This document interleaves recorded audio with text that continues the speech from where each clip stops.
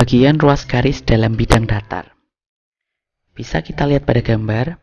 Di sini disediakan bidang kartesius atau bidang datar dengan sumbu X dan sumbu Y. Disediakan titik A, P, dan B. Yang mana untuk titik A mempunyai koordinat dimisalkan di sini XA dan YA. Kemudian titik P mempunyai koordinat XP dan YP. Sedangkan titik B mempunyai koordinat XB dan YB. Kemudian titik P pada ruas garis AB memiliki perbandingan M dan N. Oleh karena vektor A, vektor P, dan vektor B merupakan vektor posisi dari titik A, P, dan B, maka untuk menentukan koordinat titik P untuk koordinat XP dan YP dapat menggunakan rumus, yaitu bisa kita lihat di sini.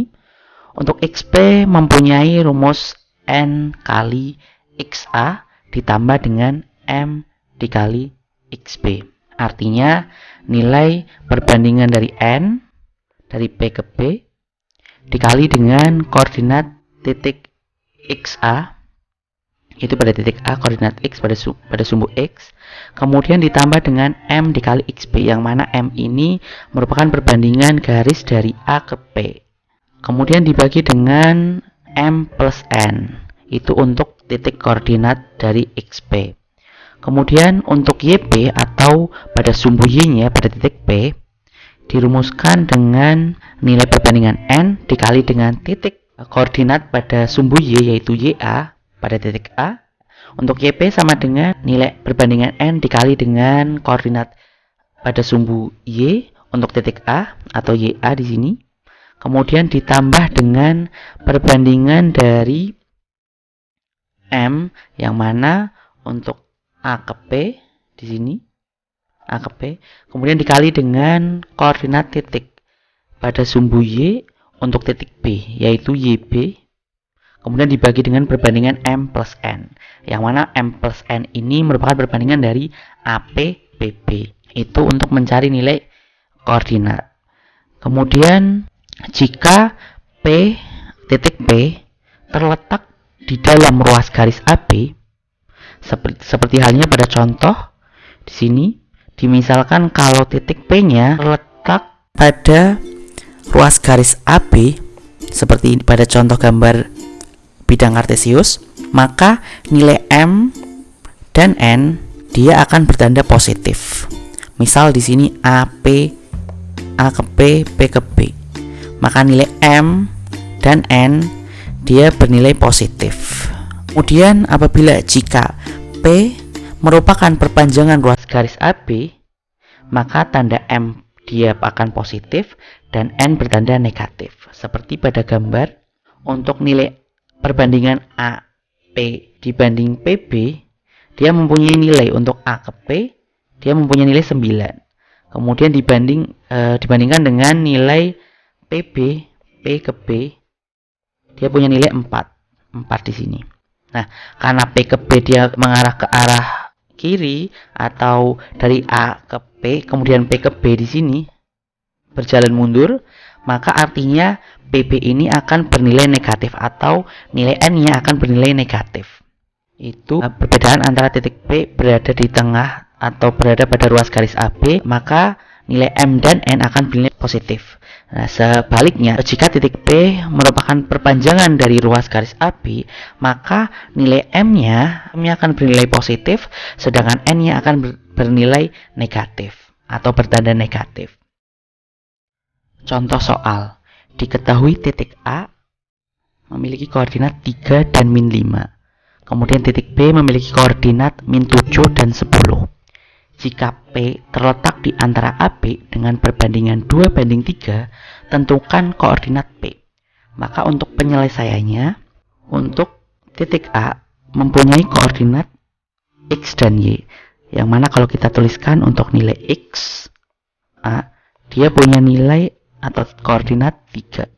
Kemudian YA, dia punya titik atau koordinat min 5. Kemudian untuk XB, dia punya nilai min 7. Dan YB, dia punya nilai 10. Kemudian memiliki perbandingan M dan N. Yang mana untuk M-nya dia punya nilai 2, kemudian N-nya dia punya nilai 3. Kemudian ditanyakan untuk titik P atau koordinat pada titik P. Untuk rumusnya sendiri, untuk XP, karena kita mau mencari titik P, maka kita gunakan XP atau titik pada sumbu X. XP kita tuliskan XP. Dia punya rumus N dikali X A ditambah M dikali X B. Nah, karena yang dicari pertama kali adalah pada sumbu X, maka kita gunakan titik pada koordinatnya adalah menggunakan sumbu atau nilai dari titik sumbu X. Kemudian dibagi dengan M ditambah N. Kemudian tinggal kita masukkan nilainya. Untuk N-nya kita masukkan angka 3. Kemudian XA-nya atau koordinat pada titik A pada sumbu X dia punya nilai 3. Kemudian ditambah untuk M-nya dia punya nilai 2 dikali dengan XB. XB di sini punya nilai min 7. Kemudian dibagi dengan M ditambah N. M-nya di sini punya nilai 2 ditambah N-nya 3. Kemudian tinggal kita kalikan, maka 3 dikali 3 9. Kemudian ditambah 2 dikali min 7, hasilnya adalah min 14. Kemudian dibagi dengan 2 tambah 3, hasilnya 5. Maka kemudian 9 ditambah min 14. Hasilnya adalah min 5. Min 5 kemudian dibagi dengan 5. Sama dengan min 1. Jadi untuk koordinat X pada titik P, dia mempunyai nilai min 1. Kemudian selanjutnya kita cari nilai YP pada sumbu Y untuk titik P. Maka YP sama dengan, kita tinggal masukkan gunakan sumbu Y-nya, maka N dikali dengan Y A ditambah dengan M dikali dengan Y B. Kemudian dibagi dengan M ditambah N. Kemudian tinggal kita substitusikan untuk nilai variabelnya. Maka N-nya kita ganti dengan angka 3. Kemudian dikali dengan YA. YA di sini punya nilai min 5. Maka dikali dengan min 5. Kemudian ditambah M-nya di sini punya nilai 2. Kemudian dikalikan dengan YP. YP di sini punya nilai 10. Kemudian dibagi dengan M ditambah N. M-nya punya nilai 2. Kemudian N-nya punya nilai 3. Maka sama dengan, tinggal kita kalikan. 3 dikali min 5 hasilnya adalah min 15. Kemudian ditambah dengan 2 dikali 10 yaitu 20. Kemudian dibagi dengan 5. Maka hasilnya adalah min 15 ditambah 20, hasilnya adalah positif 5. Kemudian dibagi dengan 5. Maka 5 dibagi 5 hasilnya adalah 1. Maka dapat kita nyatakan untuk titik P, dia memiliki koordinat, yaitu kita tuliskan untuk X-nya dulu, yaitu min 1 dan 1 untuk sumbu Y-nya. Itu titik P yang memiliki koordinat min 1 dan 1 untuk sumbu X dan sumbu Y. Contoh soal kedua. Di sini diketahui untuk titik K yaitu memiliki koordinat 12 dan min 3. Kemudian titik L mempunyai koordinat 2 dan 7. Kemudian jika titik A terletak pada perpanjangan KL dengan perbandingan KL dibanding LA, yaitu memiliki perbandingan 5 dan 4. Maka tentukan koordinat A. Untuk penyelesaiannya bisa kita lihat di sini, kita gambarkan sebagai garis untuk KL LA. Pada soal diketahui bahwa titik A terletak pada perpanjangan KL. Karena titik A merupakan perpanjangan, maka untuk nilai M-nya positif dan N-nya negatif karena merupakan perpanjangan. Bisa kita lihat di sini pada gambar garis tersebut untuk KLLA di sini untuk KL dia punya nilai 5. Kemudian LA dia memiliki nilai 4. Karena di sini yang ditanyakan adalah titik A dan titik A sendiri merupakan perpanjangan, maka kita gunakan untuk nilai M-nya, yaitu kita hitung dari KA kemudian AL, atau bisa kita tulis KA dibanding AL. Nah, atau merupakan perbandingan M dibanding N. Kemudian M-nya sendiri karena merupakan nilai dari titik KA, maka tinggal kita jumlahkan 5 ditambah 4. Maka M-nya sendiri punya nilai 9. Kemudian untuk N-nya, N di sini karena merupakan perpanjangan, untuk titik A terletak pada perpanjangan KL, atau A-nya merupakan perpanjangan, maka nilai N-nya bernilai negatif. Maka dapat kita lihat di sini untuk A ke L dia punya nilai 4. Karena perpanjangan maka 4 ini berubah menjadi nilai negatif 4. Jadi di sini sudah kita ketahui untuk nilai M-nya punya nilai 9 dan N-nya punya nilai min 4. Kemudian di sini ditanyakan koordinat dari titik A, yang mana di sini sudah diketahui untuk titik K dan titik L. Untuk lebih jelasnya kita tulis ulang. Untuk koordinat K, dia punya koordinat 12 dan min 3, atau di dalamnya merupakan nilai dari sumbu X K, bisa kita tuliskan XK dan YK. Kemudian untuk titik yang kedua yaitu titik L. Di titik L dia punya nilai atau koordinat 2 dan 7. Yang mana 2 dan 7 ini terletak pada sumbu X dan sumbu Y. Atau kalau kita tuliskan, maka menjadi X, L, dan YL. Nah, kemudian tinggal kita cari nilai XA dan YA-nya atau titik A-nya.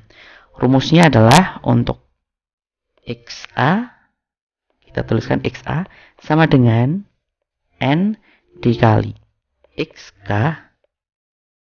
kemudian ditambah dengan M dikali XL, kemudian dibagi dengan M ditambah N. Nah, seperti sudah saya jelaskan sebelumnya, kalau dicari atau mencari sumbu X, maka gunakan koordinat yang terletak pada sumbu X semuanya. Maka untuk dua titik K dan L kita gunakan koordinat pada sumbu X-nya, yaitu XK dan XL. Maka tinggal kita masukkan nilainya. N-nya di sini punya nilai min 4. Min 4 kemudian dikali dengan XK. XK-nya di sini punya nilai 12.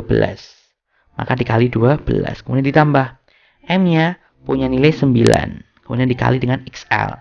XL di sini punya nilai 2. Kemudian dibagi dengan M ditambah N.